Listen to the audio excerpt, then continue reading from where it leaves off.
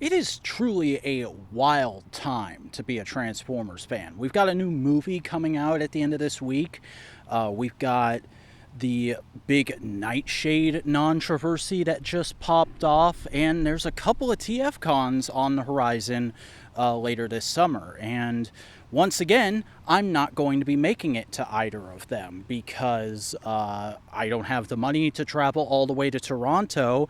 And though I was planning on going with some friends to Orlando, I had to cancel those plans on the moral ground of I don't want to spend any more money than I have to in Florida right now because of Ron DeSantis's constant harassment and targeting of members of the LGBTQ plus community, and very specifically his recent transgender bathroom ban. Whoa, Vac, what's going on? Why are you suddenly getting so political in one of your videos, man? Don't you know we all come to this stuff for escapism? Are you new? I've always been political, in a sense, because all art and fiction is political in a sense, in the sense that everything in our world is political by nature of politics being the way we manage and determine how our world is going to work. And all art and fiction is a commentary on the world we live in. It's meant to be a mirror to show either how our world is or how we want it to be. Even things as simple as children's cartoons and toys still have that nature about them because they're still art, they're still entertainment. They're not something humans made with a utilitarian purpose. They were simply made to be enjoyed and understood. And that's a big part of why I feel the way I feel. A lot of the franchises I am into have been often very criticized over the last couple decades for getting more political or becoming woke, when in reality they've always been that way. Transformers, Kamen Rider, Power Rangers, any comic book superhero, they've all gone through this. And as I was just saying, we just recently had a big moment of this with Transformers because we just got our first overtly, canonically non-binary character in the fiction. And predictably, about 6 months after it actually happened, a bunch of people trying to fill for time on a conservative television network blew a gasket over it, even though just a few years ago they'd have been complaining that Transformers had gender definitions at all, that we were introducing female Transformers, because I always viewed Transformers as a genderless race. All right, here's one that's genderless. No, not like that. And I always just kind of shake my head and walk away at that kind of stuff these days, because, well, I did used to engage in the conversation and try and stick up for the people affected by people raising a stink over this.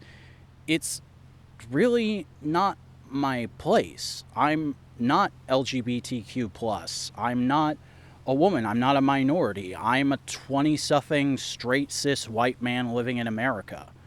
I'm pretty safe from most things. So whenever there's an issue like this, I just kind of let the people affected speak their mind.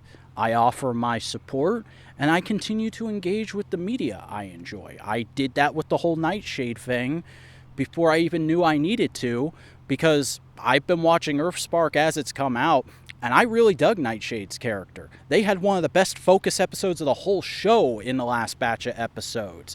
And I can't wait to get that toy because it's a new Transformer that turns into an owl. We haven't had one of those since Beast Wars Neo.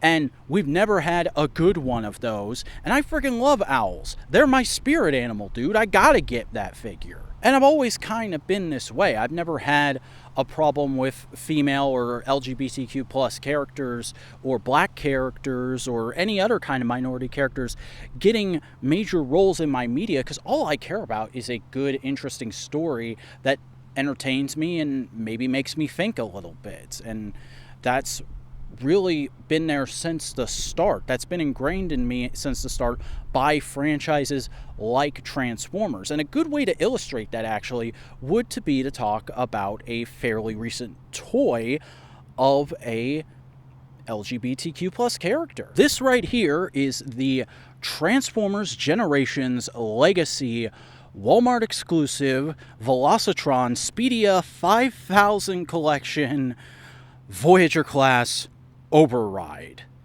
because Transformer names can never be long enough these days. This is meant to be an update of a character from the final installment of my beloved childhood Unicron trilogy, Transformers Cybertron's Override, who was originally Nitro Convoy in the Japanese Transformers Galaxy Force. It was developed as a male character for the Japanese market, but when they did the localization of Cybertron, they realized, oh, there's only one female Transformer in this whole show, and she's a very stereotypical bratty Decepticon. Maybe we should get a female Autobot in there. So they just made the leader of Speedia a female character because the character model looked good enough to be female, and it had the appropriate colors, and there was enough in there to make that characterization work and not feel like there was a lot being lost in translation.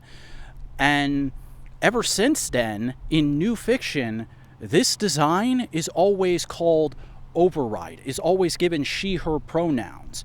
So while it's never been explicit in a piece of fiction, fans tend to treat this character as the first transgender Transformer. This is a trans woman Cybertronian I am holding in my hands right now, in my opinion.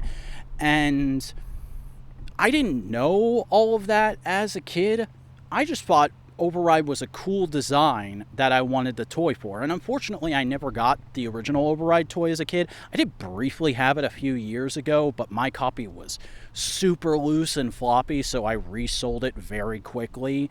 But when they announced this version, I knew I had to get it because an updated Override toy that looked closer to the animation model and could articulate was something I had wanted for so long, and this really does hit the spot nicely and acts as a wonderful centerpiece to the Speedia 5000 collection, in my opinion. Because that whole Walmart exclusive subline was meant to be just, here's a bunch of Transformers packaged in vehicle mode because they're racing, which is such a fun, toyetic idea of just like, yeah, when you're a kid and you have a bunch of Transformers that turn into cars or trucks or any other vehicle on wheels, inevitably at some point you're just going to put them all in vehicle mode, line them up on your floor, and do a story about all of them having a big race. I know I did that a few times as a kid. So to see that like officially put in as like a piece of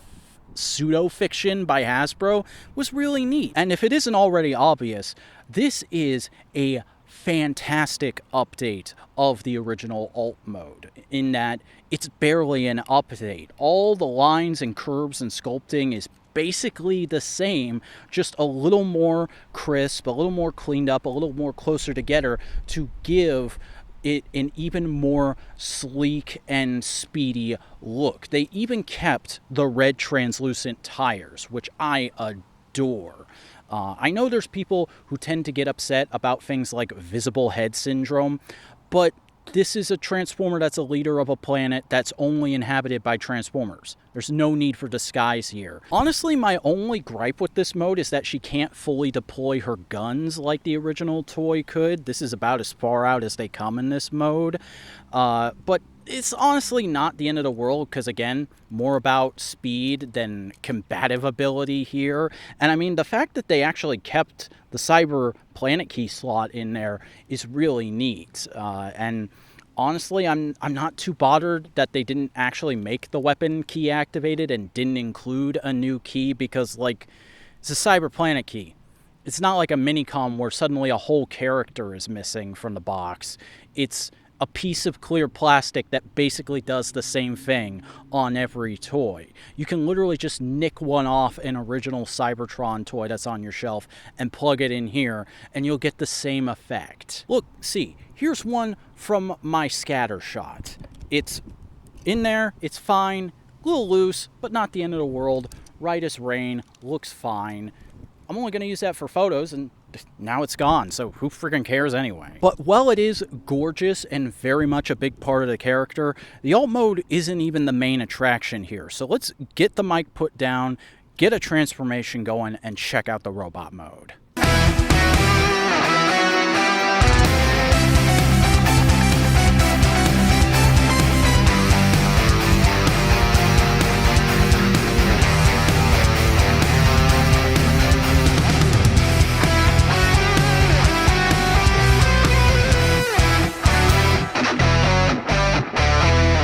God, that transformation is just so slick, man. It follows a lot of the motions of the original spring-loaded toy, but doing it all yourself makes it feel so much more satisfying to me, and the added little steps to make the torso a lot smaller and similar to how it looked in animation really improves the look of this toy compared to the original's kind of doofy wide-shoulderedness. There's much more a live sense of regality about her, with her gold accents and pointy head. You really get the sense that this is a charismatic leader of an entire planet of Transformers that go fast. Even her legs kind of keep that going with this very nice defined hero stance that's really commanding and makes her pop out on a shelf, what with the big step on me mommy boots. I know there's a few of you out there. You're watching. Come on, leave a like, leave a comment, subscribe. Bell, ring, do the YouTube things. And this gun, man, I just love that it's a chunk of the alt mode with two big red and white barrels folded out. There's nothing more toyetic than that kind of stuff, and really that's inherent in the whole design, given how much of the original figure is still in here. Which is made even more amazing by the fact that this apparently was made using the Studio Series Hot Rod mold, and there's none of that figure in here. They just realized there was enough space on the sprue to technically use the same mold, not make a new one, but make an entirely new figure that's totally faithful to the original and updated in every little way that you'd want. That is the kind of toy design genius that I live for. I love hearing about that kind of stuff. That's why I still tune in to every Hasbro fan stream, even for the brands I don't particularly care about. It's always interesting to hear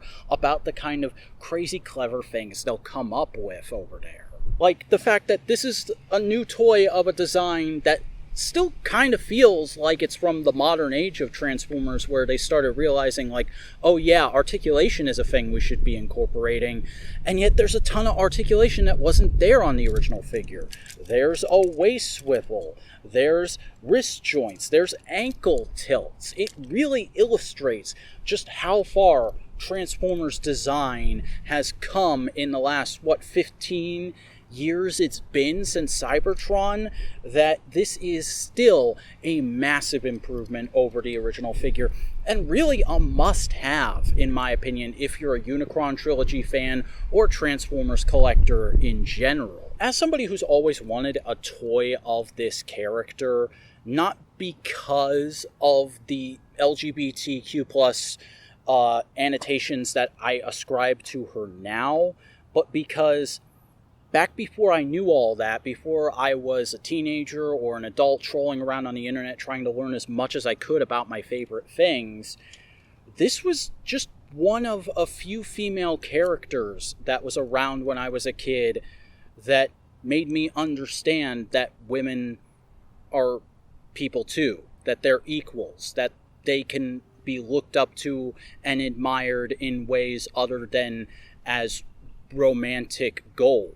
And it's kind of amazing to have this figure now and think about her as a sort of mile marker in my allyship. She was there at the beginning, and here she is again now in a different but still great connotation. And it really makes me think about who I am and who I've been and who I want to be. And again, that's what art should do. And I think toys are art. And the fact that she did that makes it very special. It's why this was my favorite Transformer of last year that I was able to pick up. Not just because it's a near perfect Voyager class action figure, but because of all the other thoughts and feelings that go along with this character and what she represents now, not just for myself, but for people out there who are women, who are transgender, and are fans of these franchises and are regularly dealing with annoying pillocks coming in and telling them that they don't belong in these spaces. Even though literally one of the oldest iconic quotes in Transformers is, "Freedom is the right of all sentient beings." Freedom to be who you are, to express yourself, to be part of the things that you love and care about. That's what I believe in. That's what I think every good and decent person out there should believe in, not just for themselves, but for anyone else. And I'm not gonna tell you that you don't belong here if you feel that way, but I think you seriously need to work on yourself if you feel that way, because that's not what the takeaway should be. It should be to love and respect others and to fight against people who would tell them that they don't belong.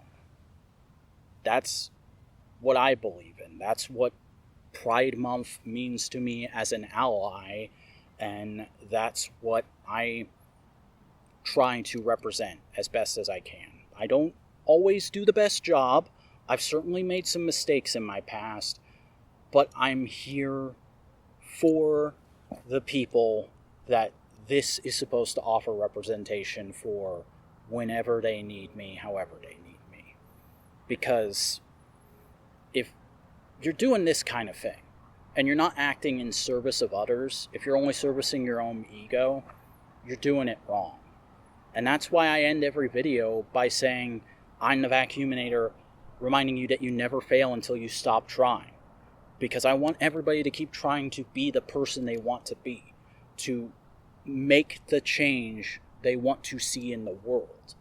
And I hope that can inspire enough people to do the kind of things I do and bust their ass trying to live out their dream. You know, I've been at this 11 years now, and I'm still very far from being able to do it full time, but, you know, I do have goals. And now that we're pretty comfortably into this year of doing weekly videos, we're halfway through now, I think I can safely say my goal for the end of the year is to make it to 2,500 subscribers and get $100, $150 on Patreon. That, I feel like, would be enough to tell me that I'm moving in the right direction, that things are going that way. So if you believe in the things I've said in this video, if you agree with me, please consider subscribing, consider sharing my content with your friends. If you have the extra money, please pledge to the Patreon. You get videos a couple days early. You get an exclusive podcast about everything that's going on and going into making my videos. And you get my eternal gratitude. So yeah, guys, that's it. That's all I got to say with this one. I love Override. I love this figure of Override. I love and care for all members of the LGBTQ+ community. I hope you all enjoy Rise of the Beasts when it comes out this weekend. I hope you all have a good and safe Pride, and I hope I see you next time. So until then.